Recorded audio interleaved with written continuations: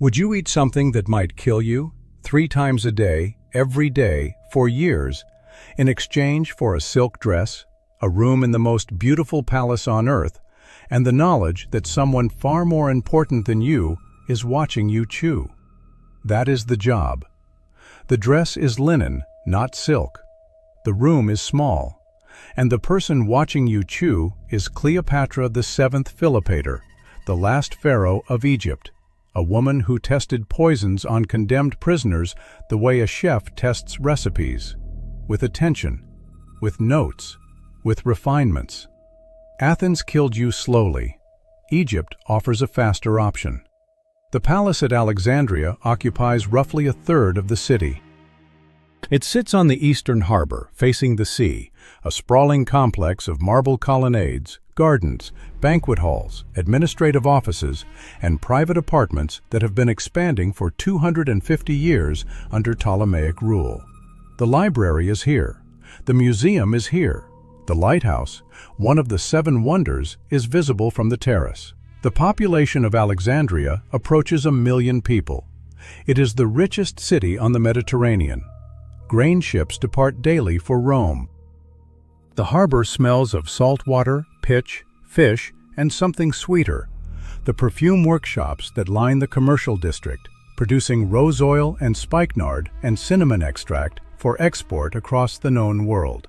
You live inside this palace. Not in the royal apartments, not in the guest quarters, not in the library. You live in a small room off the kitchen complex, near the servants' corridor. Your room has a bed, a stool, a basin for washing, and a window that faces an interior courtyard. The courtyard has a fig tree. You can see it from your bed. It is the most permanent thing in your life. Your inventory. 1 linen sheath dress, white, ankle length, standard for a palace servant. 1 copper bracelet, thin, unadorned. It was your mother's, and you have been allowed to keep it because it has no resale value. 1 pair of reed sandals. No cosmetics. Those are for the queen and her court. No perfume. No money. You are not a slave, technically. The Ptolemaic system in Egypt relies less on chattel slavery than Greece or Rome. You are a palace servant, attached to the royal household, fed, housed, and paid a small stipend in grain. The distinction between your life and a slave's life is a matter of vocabulary, not experience. You cannot leave. You cannot refuse a task. You can be reassigned, relocated, or discarded at the discretion of the household steward. The grain stipend is roughly enough to feed 1 person. You are 1 person. The math works. Your title, in the Latin that the Romans will later use to describe your role, is praegustatrix, the one who tastes before. In Greek, the term is less formal. You are simply the girl who eats first. Your job has 3 steps. Step 1. The kitchen prepares the meal. Step 2.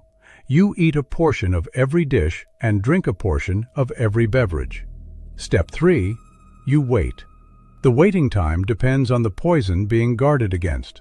Fast-acting poisons, aconite, hemlock, certain snake venoms mixed into liquids, produce symptoms within minutes. Nausea, numbness in the tongue, constriction of the throat, slowed heartbeat. You know these signs because you have been trained to recognize them, not by a physician, but by experience. The palace has had taste testers for generations. The knowledge passes from one body to the next.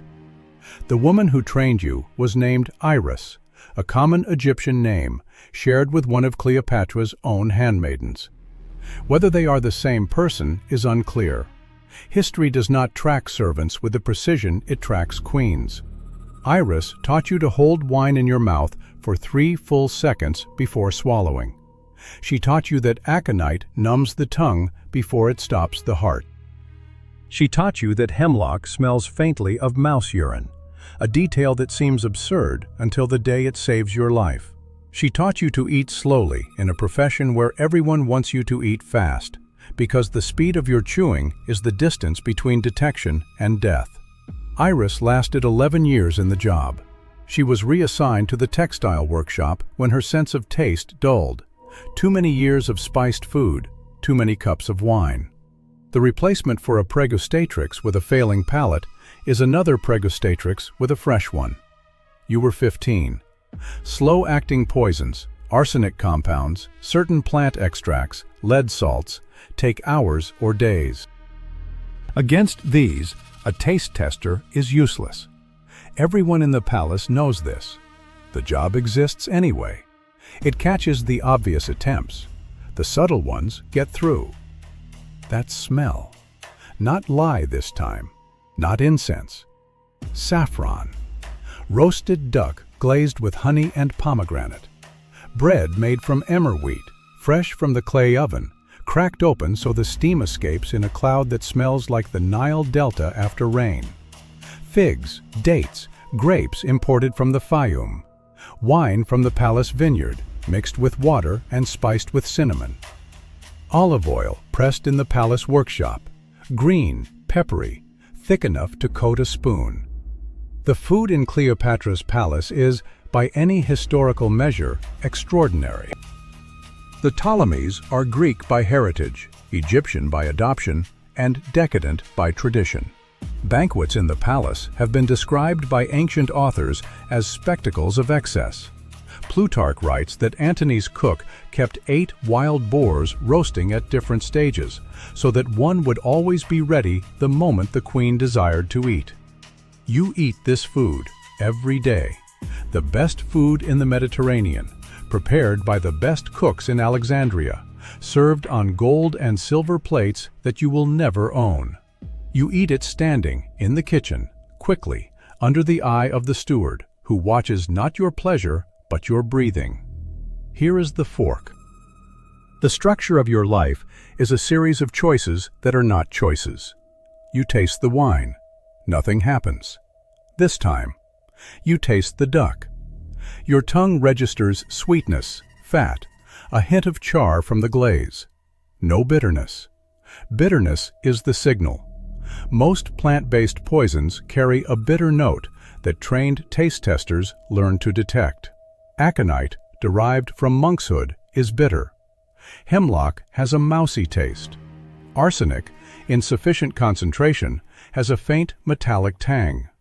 White lead is sweet, dangerously, deceptively sweet. You hold the wine in your mouth for 3 seconds before swallowing. You chew the bread slowly. You eat 1 fig. You wait. The wait is the job, not the eating. The eating is the easy part. The wait is 15 minutes for fast-acting compounds, 30 for moderate ones. You stand in the kitchen. The steward watches. You monitor your own body the way a sailor monitors the horizon for the first sign of change. A tingling in the lips, a heaviness in the limbs, a sudden metallic taste that was not there before, a warmth in the stomach that means inflammation, not digestion. Most days, nothing happens. Most days, the food is food. The terror is not in the poison. The terror is in the ordinary, because the ordinary feels exactly like the first 30 seconds of dying. Cleopatra, according to Plutarch and later sources, conducted experiments on poisons. She tested various compounds on condemned prisoners, observing the speed of onset, the degree of suffering, and the reliability of the dosage. She was systematic. She noted that mineral poisons, arsenic, mercury, lead, produced slow, agonizing deaths. Plant poisons, aconite, hemlock, belladonna, were faster, but often accompanied by violent convulsions that she considered undignified. Venoms, particularly from the Egyptian cobra, produced rapid death with minimal visible suffering, paralysis, respiratory failure, a quiet ending. Whether she used this knowledge defensively, offensively, or both is a matter of historical debate. What is not debated is that she studied it. The famous painting by Alexander Cabanel, Cleopatra Testing Poisons on Condemned Prisoners, depicts the queen reclining at ease while men writhe and die at her feet.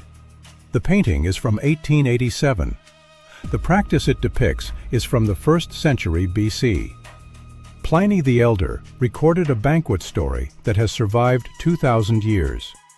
During the period before the Battle of Actium, when Cleopatra and Mark Antony were lovers and allies, Antony grew paranoid.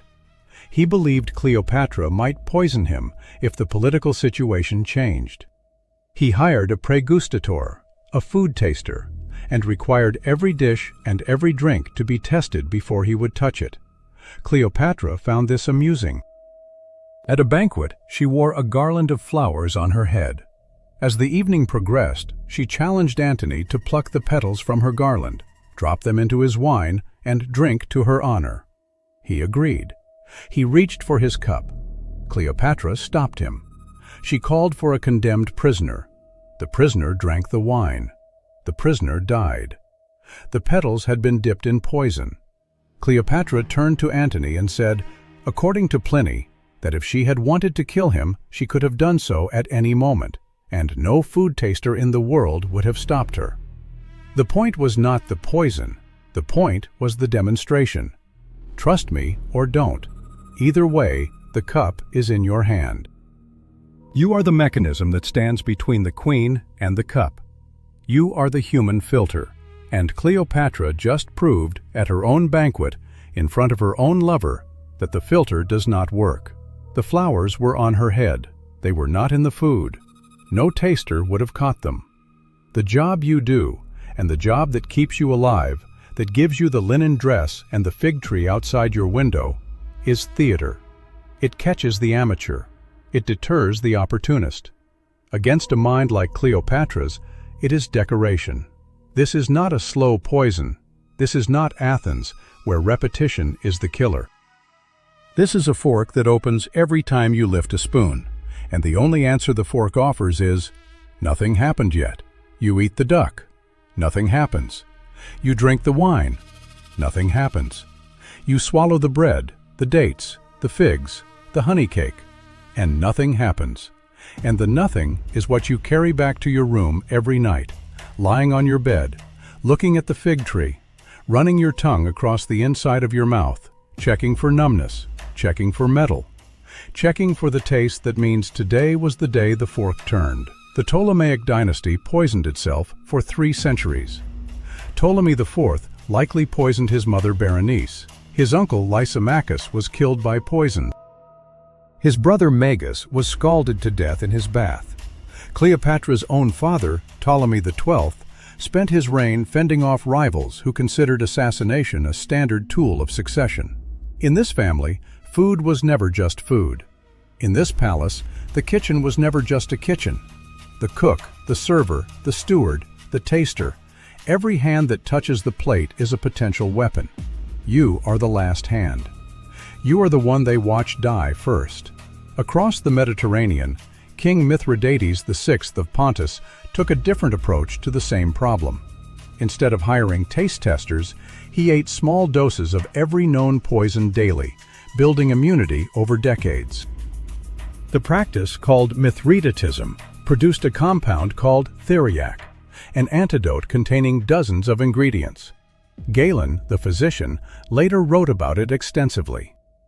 Mithridates succeeded so thoroughly that when he finally wished to die after defeat by Rome, he could not poison himself. The poisons no longer worked. He had to ask a guard to run him through with a sword. The bitter punchline: a man who spent his life defeating poison could not use it when he needed it most. You, on the other hand, have no immunity. You have no theriac. You have a tongue and 30 minutes. The ancient Egyptians are believed to have been the first civilization to master distillation and to extract the poison from apricot kernels, what we now know as cyanide. They understood opium, mandrake, copper compounds, antimony, and lead. The Ebers Papyrus, dating to roughly 1500 BC, contains references to toxic substances and their effects. By Cleopatra's time, the pharmacological knowledge available in Alexandria, where the greatest library on earth collected texts from every civilization, was formidable. The queen did not need to invent poison. She inherited a library of it. In 30 BC, after the defeat at Actium, after Antony's suicide, after the Roman general Octavian entered Alexandria, Cleopatra chose her own death. Plutarch records that she considered her options carefully. She had been studying this question, in one form or another, her entire life. She chose, according to the most widely accepted account, the bite of an Egyptian asp, a cobra whose venom produces rapid paralysis and respiratory failure. Painless, or nearly so. Quick. Dignified. She had tested it. She knew the dosage. She knew the timeline. Some scholars argue she drank a cocktail of poisons instead. Strabo suggested a toxic ointment. The method is debated. The preparation is not. She had spent her entire adult life studying how poison enters the body, how fast it works, how much suffering it produces, and what it looks like from the outside. She used that knowledge once, on herself, and it worked perfectly. Her handmaidens, Iris and Charmian, died with her. Octavian found all three women dead when his soldiers entered the chamber. The ASP, if there was one, was never found. You were not there for the end. By 30 BC, you are either dead, reassigned, or fled. The palace falls to Rome. The kitchen is emptied. The golden plates are melted down or shipped to Italy as spoils. The fig tree in the courtyard presumably continues to grow. Nobody records what happened to the staff. Game over. You were a praegustatrix in the court of Cleopatra VII, last pharaoh of the Ptolemaic dynasty in Alexandria, Egypt, sometime between 40 and 30 BC. Your job was to eat food that might kill you 3 times a day, so that someone more important could eat it safely. Your pay was room, board, and a grain stipend that amounted to roughly 2 drachmas a day, enough to survive on, not enough to save. Your training was informal, passed from one taster to the next, a curriculum of bitterness and metallic aftertaste and the specific tingling that precedes paralysis. Your success rate was impossible to measure, because a successful day looked exactly like a day when nobody tried to poison anyone. You never knew which one you were living through. No source records how many taste testers died in the Ptolemaic court. No source records their names. The plates they ate from were gold. The record of their lives is blank. The irony is clean. You spent years tasting for poison in a palace where the queen herself was the greatest poisoner. The mechanism designed to protect her was, by her own demonstration, useless against any serious attempt. The job existed not because it worked, but because it signaled caution. You were a symbol. You were the palace saying, "We are afraid, and we have a plan." The plan was you. The plan was a woman standing in a kitchen, holding her breath for 30 minutes, 3 times a day, and calling the silence that followed safe. Cleopatra died by her own hand, using the knowledge she had gathered from a lifetime of studying how bodies fail. No food taster could have prevented it. The poison she chose was not in the food. Tomorrow, a different corner of Rome, a different transaction. You are a gladiator's wife. He dies on Saturday. You are sold on Monday. The arena does not sell tickets for your grief.